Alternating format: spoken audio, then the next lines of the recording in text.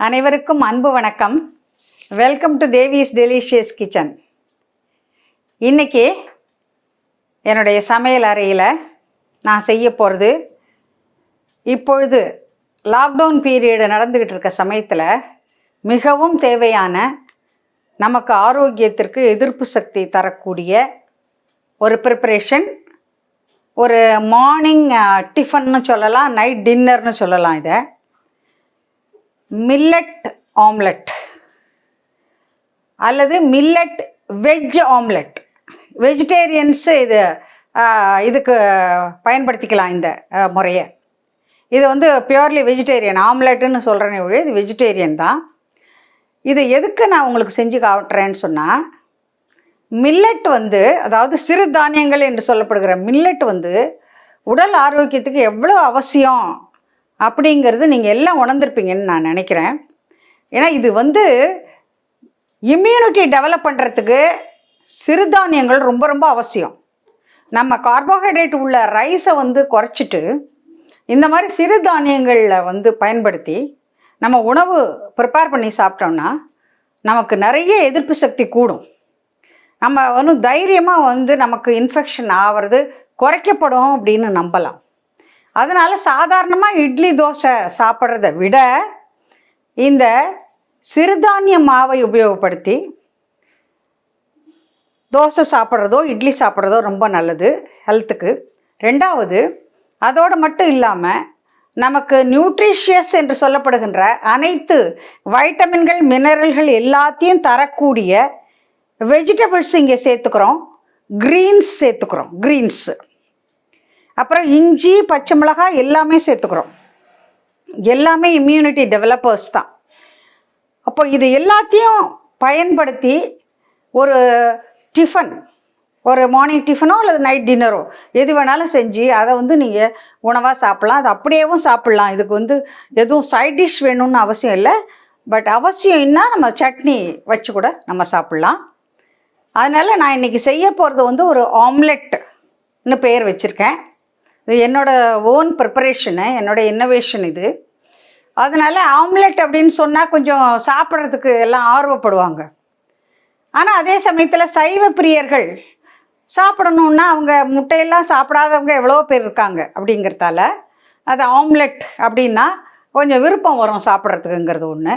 ரெண்டாவது, மில்லட் சேர்த்துருக்கோம். அதாவது இங்கே நான் தினை மாவு வீட்டில் இருந்தது, அதனால் தினை மாவை நான் இப்போ உபயோகப்படுத்துகிறேன். அதுக்கு அடிஷ்னலாக அந்த ஒட்டும் தன்மை வர்றதுக்காக கொஞ்சம் கடலை மாவு சேர்த்துக்கிறேன், அந்த ப்ரிப்பரேஷன் நல்லா வரணுங்கிறதுக்காக. மற்றபடி நான் வெஜிடபிள்ஸுங்கிற இடத்துல நம்ம ஆனியன், இஞ்சி எல்லாமே வெஜிடபிளில் சேரும். தக்காளி, வெங்காயம், இஞ்சி, பச்சை மிளகா, கேரட்டு, கீரை, என்ன கீரை வேணால் யூஸ் பண்ணிக்கலாம் நீங்கள். அரைக்கீரை, முளைக்கீரை, இந்த மாதிரி கீரை கொஞ்சம் இப்போ வெயில் காலத்துக்கு இந்த முளைக்கீரை நல்ல குளிர்ச்சியை கொடுக்கும் உடம்புக்கு. அதனால் இப்போ இந்த வெயில் காலத்துக்கு தகுந்த மாதிரியும் அதே சமயத்தில் உங்களுக்கு நல்ல ஹெல்த் கொடுக்கக்கூடிய நல்ல சத்தான பொருள்களை வைத்து நான் செய்ய போகின்ற மில்லட் வெஜ் ஆம்லெட் இதை நான் செஞ்சு காட்ட போகிறேன். வாங்க வீடியோக்குள்ளே போகலாம். இந்த சமையலுக்கு தேவையான பொருட்கள், இந்த மார்னிங் டிஃபனுக்கு தேவையான பொருட்கள் தினை மாவு. இது ஒரு 100 கிராம் போட்டிருக்கேன். ஒரு கப்பு, 100 மெஷர் பண்ணுற கப்பு, இந்த கப்பால் 1 கப்பு. அதே மாதிரி கடலை மாவு 3/4 கப்பு.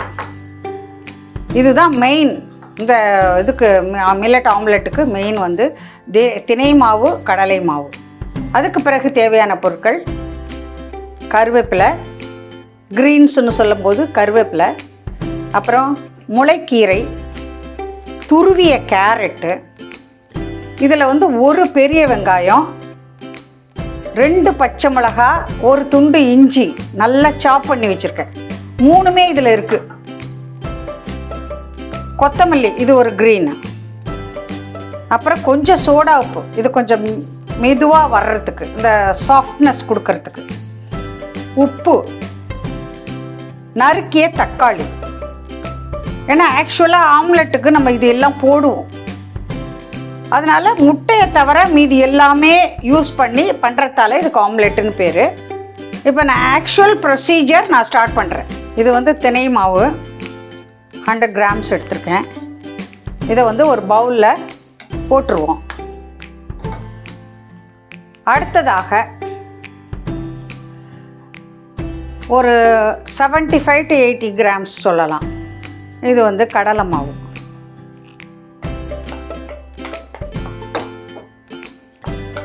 இது எடுத்துருக்கோம். இதை போட்டுடலாம். இதை வந்து அப்படியே மிக்ஸ் பண்ணுவோம். 2 மாவும் நல்லா மிக்ஸ் பண்ணுற மாதிரி கலக்கி விட்டால் தான் அந்த மாவு ரெண்டும் மிக்ஸ் ஆகும். இதில் கொஞ்சம் உப்பு கூட போட்டுக்கலாம். தேவையான அளவு உப்பு போட்டுக்கிறோம். கையால் கரைக்கிற ஸ்டேஜ் ஒன்று இருக்குது, அதுக்கப்புறம் நான் கரைச்சி காட்டுறேன். இப்போ கலந்துருச்சு. இப்போ வந்து இந்த இன்க்ரீடியன்ட்ஸ் ஒன்று ஒன்றா எடுத்து இதில் போட்டு ஜஸ்ட்டு மிக்ஸ் பண்ணுவோம். முதல்ல துருவிய கேரட் போடுறேன்.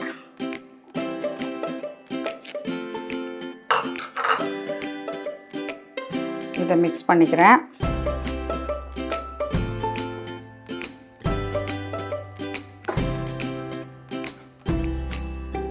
வெங்காயம், பச்சை மிளகாய், இஞ்சி, ஒரு வெங்காயம் யூஸ் பண்ணேன்.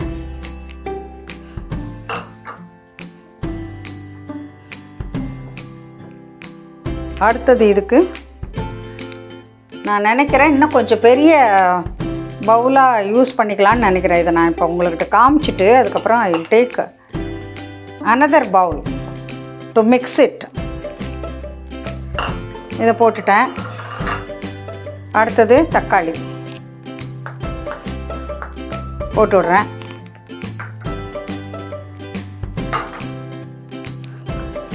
கருவேப்பிலை,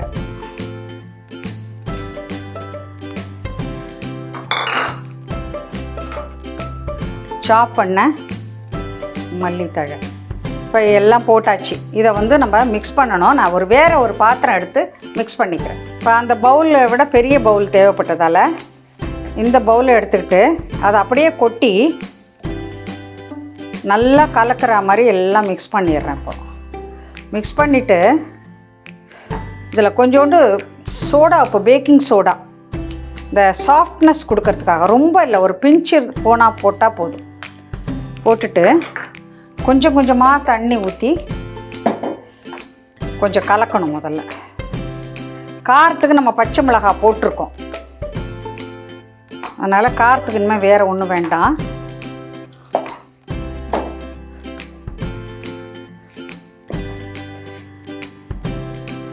கொஞ்சம் மிக்ஸ் ஆகிடுச்சு. நம்ம இப்போ கொஞ்சம் தண்ணி ஊற்றி கரைச்சா கொஞ்சம் நல்ல ஒரு ஸ்டேஜுக்கு வரும். அது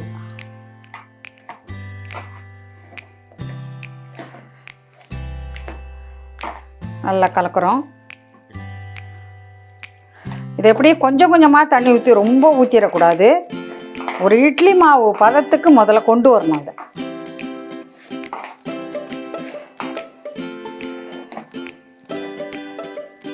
இது ரொம்ப ஹைலி நியூட்ரிஷியஸ். இதை சாப்பிட்டிங்கன்னா பசியே இருக்காது. அவ்வளோ நல்ல எல்லா நியூட்ரியன்ஸும் இருக்குது இதில். பசிக்கவே பசிக்காது. மத்தியானம் வரைக்கும் நல்லா வயிறு ஃபுல்லாக ஸ்டமக் ஃபில்லிங் ஃபுட்டுன்னு சொல்லலாம். இதை ஸ்டமக் ஃபில்லிங். நீங்கள் இட்லியை சாப்பிட்டுக்கிட்டே இருக்கக்கூடாது. இட்லியை சாப்பிட்டிங்கன்னா அது அவ்வளோவா நல்லதே கிடையாது. அதுக்கு பதிலாக இந்த மாதிரி ஒரே ஒரு தோசை சாப்பிட்டா கூட போதும். 4 இட்லி சாப்பிட்றதுக்கு சமம் இது. இது வந்து நல்ல பதத்துக்கு வந்திருக்கு. இப்போது இது பேட்டர் ரெடி பண்ணிட்டோம். இப்போ மில்லட் ஆம்லெட்டுக்கு இதான் பேட்டர். இது அப்படியே மொண்டு அதில் கொஞ்சம் ஊத்தப்பம் மாதிரி ஊற்றணும். ரொம்ப மெலிசாலாம் ஊற்றக்கூடாது. ஊத்தப்பம் மாதிரி ஊற்றி கொஞ்சம் மூடி வச்சா சீக்கிரம் வெந்துடும். தோசைக்கல் வச்சு அடுப்பு பற்ற வச்சுட்டேன். கல் கொஞ்சம் சுடட்டும். இந்த சமயத்தில் என்ன பண்ணுறோன்னா கொஞ்சமாக எண்ணெய் போடுறோம்.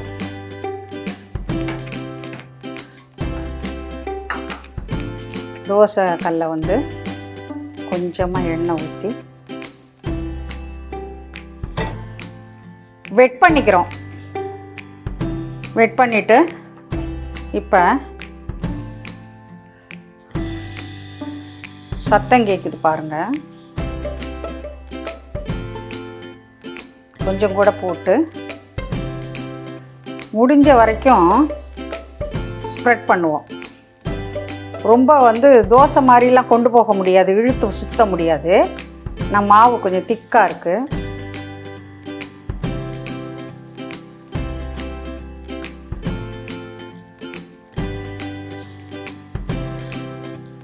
இந்த அளவுக்கு இருக்கட்டும்.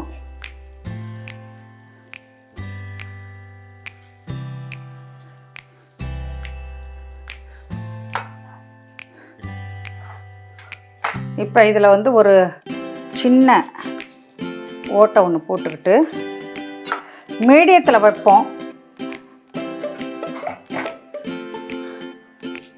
எண்ணெய் அந்த எதுக்குன்னா அதை யூனிஃபார்மாக பரவும். இதில் எண்ணெய் விட்டோம்னா அந்த ஓட்டையில் யூனிஃபார்மாக பரவும். இதை வந்து இப்படியே ஓரத்தில் எண்ணெய் ஊற்றிடலாம்.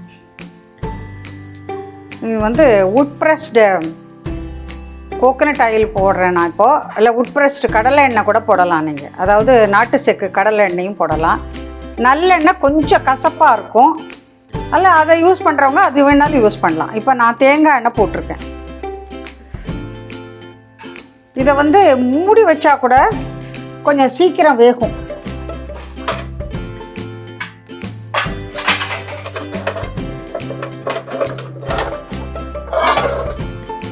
கொஞ்சம் கூட இப்படி மூடி வச்சிடலாம். நம்ம மூடி வச்சுட்டா சீக்கிரம் வெந்துடும்.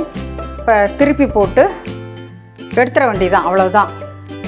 That is all.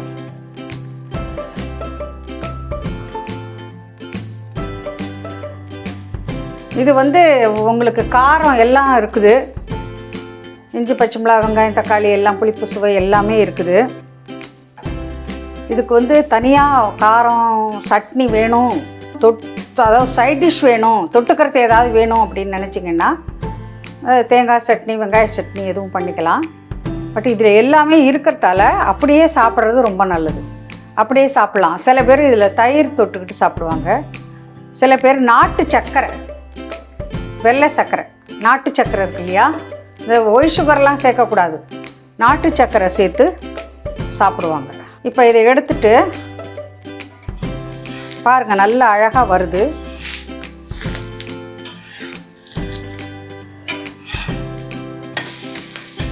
ஆம்லெட் மாதிரியே இருக்குல்ல.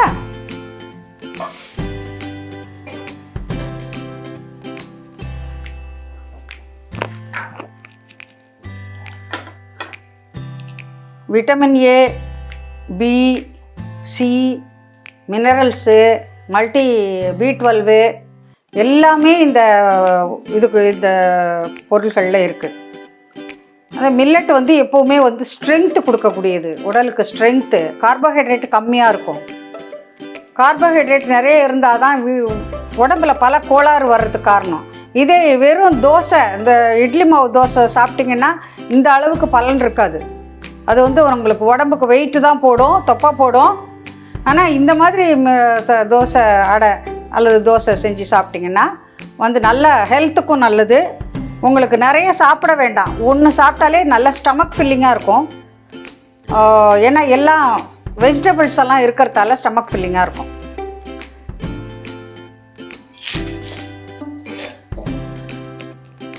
கொஞ்சம் கூட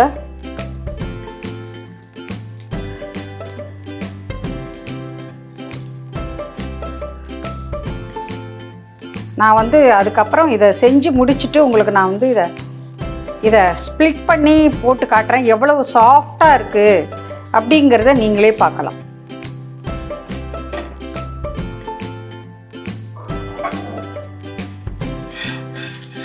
ரொம்ப ஈஸியாக பண்ணலாம். ஒரு 10 நிமிஷம்தான் ஆகும். மாவெல்லாம் இருந்ததுன்னா இந்த பொருளை ரெடி பண்ணிக்கிட்டு 10 நிமிஷத்தில் இந்த டிஷ்ஷை ப்ரிப்பேர் பண்ணி வீட்டில் ஆளுக்கு 2 கொடுத்துடலாம்.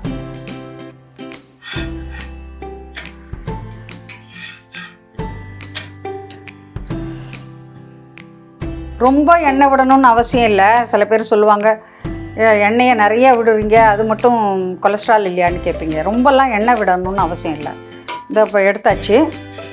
எடுத்துட்டு இந்த ஆம்லெட் வந்து அப்படியே சாஃப்டாக வருது பாருங்கள், எவ்வளோ சாஃப்டாக வருது பாருங்கள். சாப்பிட்றதுக்கு அவ்வளோ நல்லாயிருக்கும், ரொம்ப டேஸ்ட்டாகவும் இருக்கும். பாருங்கள் அப்படியே புட்டாக எப்படி வருது பாருங்கள்.